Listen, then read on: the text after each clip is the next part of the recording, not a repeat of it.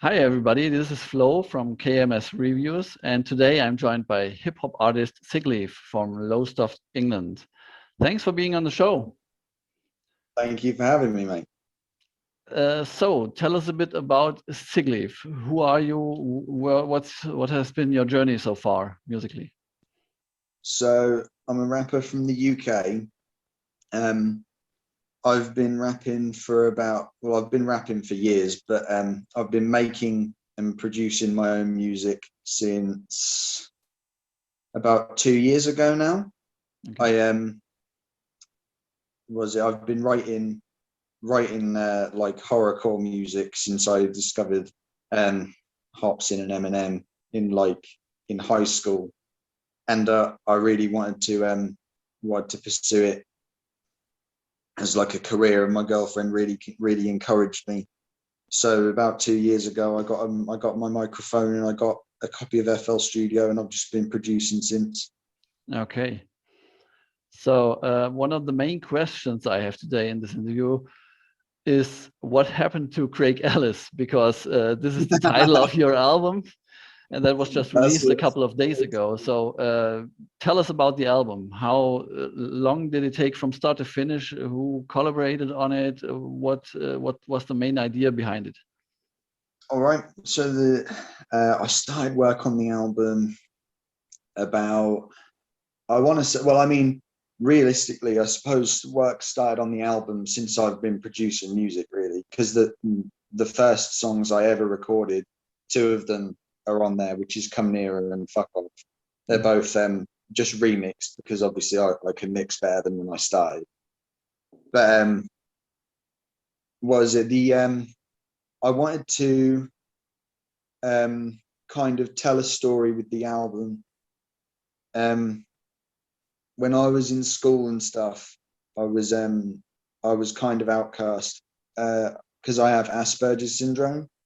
I have Okay. Asperger's syndrome and other mental conditions where I'm not very socially like I'm not well versed socially, if that makes sense. Yeah. So I Yeah. was kind of outcast in school and at work and stuff when I became an adult, and I really wanted to kind of give a like an introduction to the side of myself that I keep personal, which is, me being into all this dark stuff, all the dark music, um, being really interested in that side of things, and really because I'm quite introverted. No, I don't speak to many people. So there's people from school that haven't heard from me since I left and didn't really even speak to me when I was there. I wanted to give people an introduction to who I really was and Yeah. what I've been doing since they last saw me, if that makes sense. Okay. Um, So this is not just a concept you made for the album, but this is more of an actual picture of you. yes, yeah, Or yeah, yeah. Obviously, there's a lot of fantasy intertwined with the album because it's all horrorcore stuff, or a yeah. lot of it is.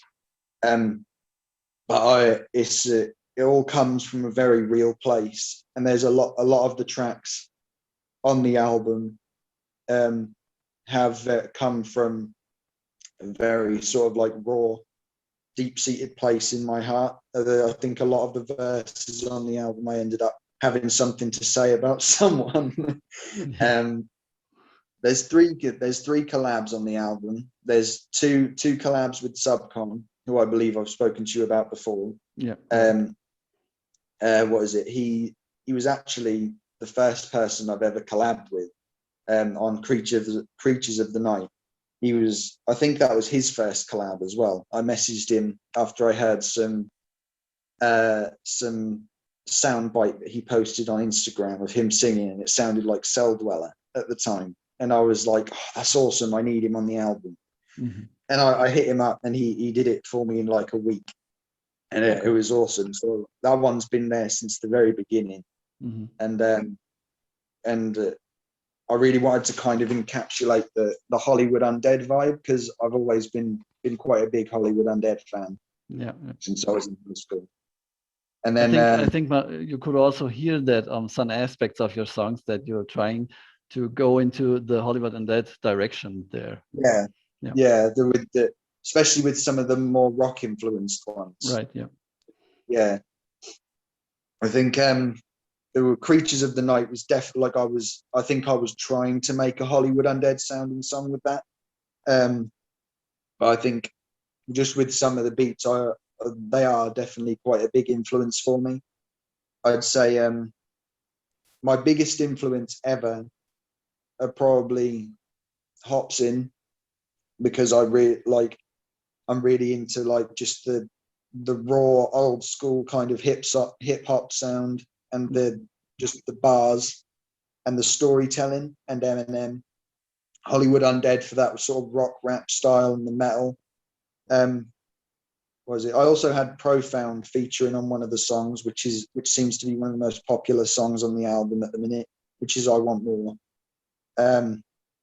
which is kind of I suppose you could describe it as a relapse Eminem kind of vibe, Mm-hmm. with the horrorcore kind of sex fantasy idea thing.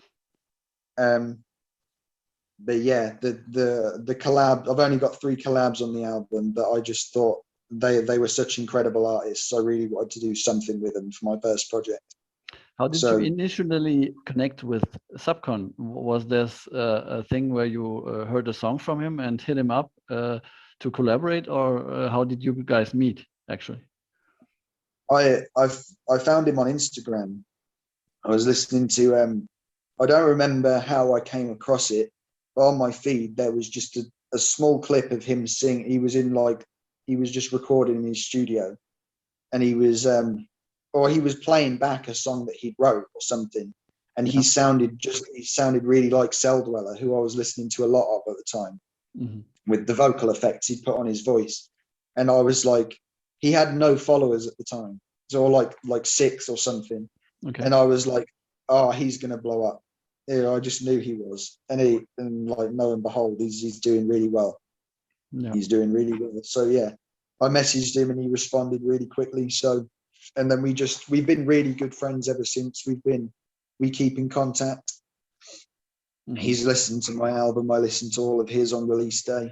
Yeah, he did the album Suburban Gutter Punk, I guess, where you also had a track featured there. Yeah, Cyan. Yeah, Yeah. I'm really pleased with how that song came out and how it's performing. Who's the crew behind your beats or mix or anything? Do you do anything by yourself, or do you have some guys who work with you on the album? No, it's just me for everything. Okay, from start to finish, everything done by yourself. Yeah, Okay, everything.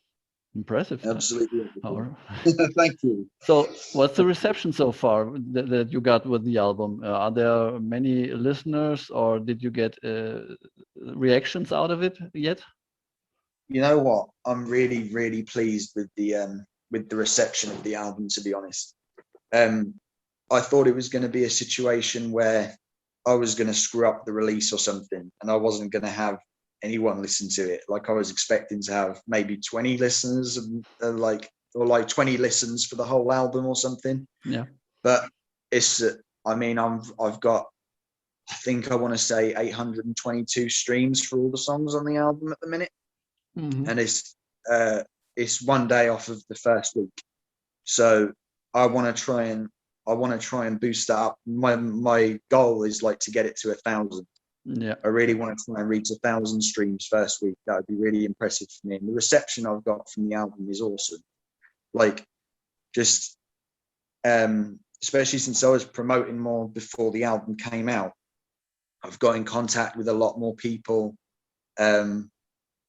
just like through new followers, and I've been talking to people. Like a lot of the people I seem to connect with are like juggalos and like horrorcore rap fans, and they've been like, I've loved reading the messages I get in my DMs. So I try and message everyone, and they all say to me things like oh man, I see that you spit that wicked shit, that's so dope. and like I just love reading it. It really makes me happy because I don't think I've had like, I mean, I'm sure I know everyone's not going to love every song, but no one's hit me up and said, "Oh, no, that shit was trash. I didn't like it." Yeah. Yeah, sure. Yeah, Positive feedback is one of the main aspects that you get in return for all the work you put in. So, what's next then? Are you still promoting the album because it just came out, or do you already plan on developing new songs? I'm doing a bit of both. I'm already planning and thinking about the next album because I mean, I don't know if in this day and age, if albums are the way to go for in terms of career and making it in music. But I really like, I'm just I really love that idea and that fantasy of making the classic album. I just really want to make that perfect album someday. Yeah. And I mean, I don't know if I'll ever achieve it or what. Only time will tell with that. But what I'm doing at the minute, I'm still promoting the album because I think the mistake a lot of people make, and what I'm going to force myself to not make, is that you drop the album and you've been working on it for so long that it feels old to you. Yeah. Right. It feels old already, and you're like, all right, I'm ready to move on to the next thing that's done. But to everyone else, they're only just hearing it. And for the people that haven't discovered you yet, they're only going to be just hearing it. So I need to focus on promoting that now before I work on other stuff. I've got some collabs in the works. I recorded a song for a girl I met on Facebook called her tag is JJ Productions, and she's doing an international bars collab album. Okay. And she sent me a beat for that, and I recorded a song. And I think the plan was to release that in April, but I think she's pushed it back a bit. So I'm not sure when that will come out. But and then I believe I've got some other artists in my DMs right now who want to do some collabs with me. So I'm gonna work on them and see where that goes while I just continue promoting the album before I really delve deep into my next album and whatever. Right. Yeah, I guess the promotion work after the album or the track has been finished is one of the most tedious aspects of of the whole work as a musician, because if you don't have anyone to do it for you, you have to do it yourself, and that keeps you away from making music essentially. Yeah. I'm not gonna lie, I kind of enjoy it. I do You do? kind of enjoy it. Yeah, I kind of enjoy it. Yeah. It has been really fun. Because like I say, I try and message every single person that follows me and whatever. So I end up having great conversations with great people. So, and just get like having conversations with them and having a laugh or whatever, and then getting to that point where I can say, do you want to listen to my music? And then if they do listen to it and they like it, that's awesome. It's a really rewarding feeling, so I'm quite enjoying it. So you really try to connect with the single people. Okay. Yeah. All right, then we've reached the time limit. So I want to say thank you very much, Craig, for being on the show. And for more information about Sigleif and his new album, make sure to check out the links below on the blog post. Thanks for watching, guys. Be safe and see you next time. See ya.